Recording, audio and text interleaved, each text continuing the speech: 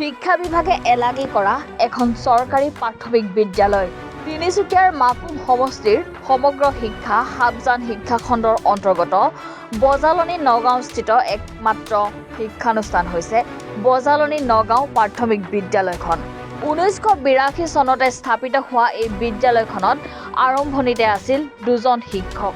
ইয়াৰ ভিতৰত বিগত বৰ্ষত বিদ্যালয়খনৰ প্ৰধান শিক্ষয়িত্ৰীগৰাকীয়ে অৱসৰ গ্ৰহণ কৰাৰ পাছতে চলিত মাহতে দ্বিতীয়জন শিক্ষকে অৱসৰ গ্ৰহণ কৰে। দুয়োগৰাকী শিক্ষক অৱসৰ গ্ৰহণ কৰাত বৰ্তমান সহশিক্ষক হিচাপে আন এখন বিদ্যালয়ৰ পৰা আহি এজন শিক্ষকে 53গৰাকীকৈ ছাত্ৰ-ছাত্ৰীক কৰিছে পাঠদান, যিসকলে নিজৰ সন্তানক চৰকাৰী প্ৰাথমিক বিদ্যালয়ত অধ্যয়ন কৰিবলৈ পঠিয়ায়।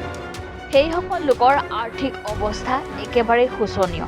সেই শ্ৰেণীৰ লোকসকলে সন্তানক চহৰমুখী কৰি ব্যক্তিগত খণ্ডৰ বিদ্যালয়ত অধ্যয়ন কৰোৱাবলৈ আকাশত চাং পতাৰ দৰে হয়। শিক্ষক নিযুক্তিৰ বাবে এই বিদ্যালয়খনৰ ঊৰ্ধ্বতম কৰ্তৃপক্ষই ওপৰ মহলত বাৰম্বাৰ অনুৰোধ কৰাৰ পাছতো কোনো ধৰণৰ গুৰুত্ব প্ৰদান নকৰাৰ অভিযোগ।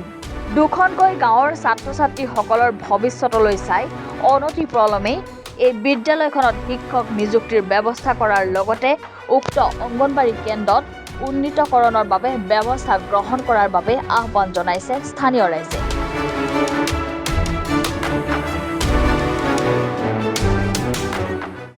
হয়, নমস্কাৰ। মোৰ নাম দিলীপ ৰাম।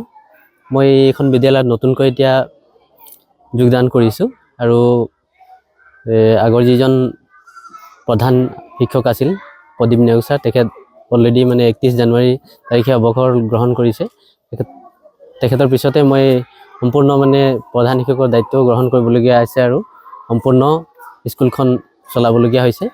আৰু কথা হ'ল এতিয়া এইখন বিদ্যালয়ত 6টাকৈ ক্লাছ অকলে চম্ভালিবলৈ খুব জটিল হৈ পৰিছে। সেয়েহে এইখন বিদ্যালয়ত বিভাগীয় ফালৰ পৰা অতি সোনকালে শিক্ষক দিয়াৰ ব্যৱস্থা কৰে যে এয়ে মোৰ অনুৰোধ থাকিল। হয়, মেনেজমেণ্ট কমিটিয়ে সম্পূৰ্ণ সহযোগিতা কৰি আছে, যিহেতু মই জনামতে বিভাগক মেনেজিং কমিটিয়ে বহুতবাৰ জনাইছে কথাটো। 2-3বাৰ হয়তো বিঅ' ছাৰক বা বিভাগীয় যিটো অফিচলৈ তেখেতলোক গৈছে আৰু কথাবিলাক জনাইছে। আৰু এইটো অঞ্চলত খুব জনাত এখনেই বিদ্যালয় আছে, ওচৰত কোনো বিদ্যালয় নাই। হয়, এই বিদ্যালয়ত যথেষ্ট এতিয়াও ছাত্ৰ-ছাত্ৰী আছে, আমাৰ 53 এতিয়াও ছাত্ৰ-ছাত্ৰী। সেইবোৰ অনুপাতে মই এজনীয়া শিক্ষকে খুব কষ্ট কৰিবলগীয়া হৈছে 6টাকৈ ক্লাছ, যিহেতু ক শ্ৰেণীটো ইয়াত অন্তৰ্ভুক্ত হৈ আছে। তাৰোপৰি কথা হ'ল ইয়াত বিদ্যালয় যথেষ্ট দূৰত আছে, দুখন যদি বিদ্যালয় মিলাই দিওঁ বুলি ক'লেও তেনেকৈ সম্ভৱ নহ'ব। আৰু এইফালে সাবিত্ৰীলৈ যথেষ্ট দূৰ হয় ইয়াৰ পৰা। গতিকে কণ ল'ৰা ছোৱালীবিলাকক ইয়াৰ পৰা যদি বেলেগলৈ দিবলগীয়া হয় তেতিয়াহ'লে যথেষ্ট প্ৰব্লেম এটা আহিব। বিদ্যালয়খন বন্ধ হৈ যাব, বিদ্যালয়খন যিহেতু বন্ধ হৈ যাব। আৰু আমাৰ গাঁৱৰ ৰাইজৰ ফালৰ পৰা আমি আগতে বৰ্তমানতো দুজন আছিলে শিক্ষক, তাৰে যোৱা বছৰ মাৰ্চ মাহত আমাৰ বাইদেউ ৰিটায়াৰ হৈ গ'ল। তাৰপিছত এই বছৰ আমাৰ আকৌ ছাৰ ৰিটায়াৰ হ'ল। বাইদেউ ৰিটায়াৰ হোৱাৰ পৰাই আমি ব্লকলৈ কেইবাবাৰো গ'লোঁ শিক্ষক বিচাৰি, কিন্তু দুখৰ বিষয় যে আপোনাৰ ব্লকৰ ফালৰ পৰা এতিয়ালৈকে একো সহায় পোৱা নাই আমি। তো আমাৰ ফালৰ পৰাতো কেইবাবাৰো যোৱা হ'ল। এনেকৈ যদি আমাৰ বিদ্যালয়ত শিক্ষক যদি নাহে, অহা বছৰ কিজানি এখন বিদ্যালয়ত নতুন ষ্টুডেণ্ট আৰু নাহিব চাগে, কাৰণ কেলৈ এজন শিক্ষকে 6টা ক্লাছকৈ পঢ়াবলৈ অকণমান অসুবিধা হয়। আৰু যাৰ কাৰণে ল'ৰা ছোৱালীৰ শিক্ষাৰ মানদণ্ডটো বহুত কমি গৈছে, যাৰ ফলত গাৰ্জেনেও চিন্তা কৰিব লগা হৈছে যে এইখন বিদ্যালয়ত ষ্টুডেণ্ট দিলে ল'ৰাৰ ভৱিষ্যত কি হ'ব। কাৰণ কেলৈ বিদ্যালয়খনত বৰ্তমানে এজন শিক্ষক, এই শিক্ষকৰ বদলি যদি আৰু এজন শিক্ষক আমি বিদ্যালয়ত পাওঁ, তেতিয়াহ'লে হয়তো বিদ্যালয়খন আপোনাৰ ল'ৰা ছোৱালীখিনিৰ শিক্ষাৰ ক্ষেত্ৰত আগবাঢ়ি যাব পাৰিব।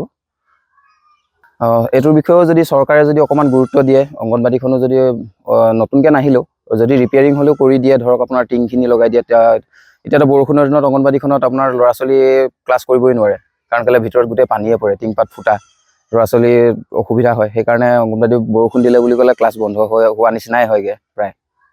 ইয়াতো গৰিষ্ঠ সংখ্যক দৰিদ্ৰ সীমাৰেখাৰ তলৰ যথেষ্ট সংখ্যক তেনেকুৱা দৰিদ্ৰ সীমাৰেখাৰ তলৰ ষ্টুডেণ্ট আছে, যি যদি চৰকাৰী স্কুলখনত যদি মাষ্টৰ নাথাকে, তেওঁলোকে বেলেগ এখন স্কুললৈ ল'ৰা ছোৱালীখিনি উলিয়াইও নিব নোৱাৰিব, কাৰণ কেলৈ তেওঁলোকেও বাগানত কাম কৰে, আৰু আমাৰ এডোখৰ বাগান অঞ্চললৈ পৰে। তো বাগানত কাম কৰি তেওঁলোকে এখন প্ৰাইভেট স্কুলত পঢ়াবলৈ বা ইয়াৰ পৰা দূৰৰ জেগাত পঢ়াবলৈ তেওঁলোকৰ অহা যোৱা ভাড়াৰ কথা আছে, ধেৰ খৰচা আহে। তাৰ কাৰণে তেওঁলোকে বেলেগ এখনলৈ নিওঁ বুলি ক'লেও নিব নোৱাৰিব। সেই গতিকে এখন স্কুললৈ পঠাই থাকিব ল'ৰা ছোৱালীখিনি, কিন্তু আপোনাৰ শিক্ষক নাথাকিলে আপোনাৰ ল'ৰা ছোৱালীখিনিৰ পঢ়াৰ ক্ষেত্ৰত যথেষ্ট পিছ পৰি ৰ'ব।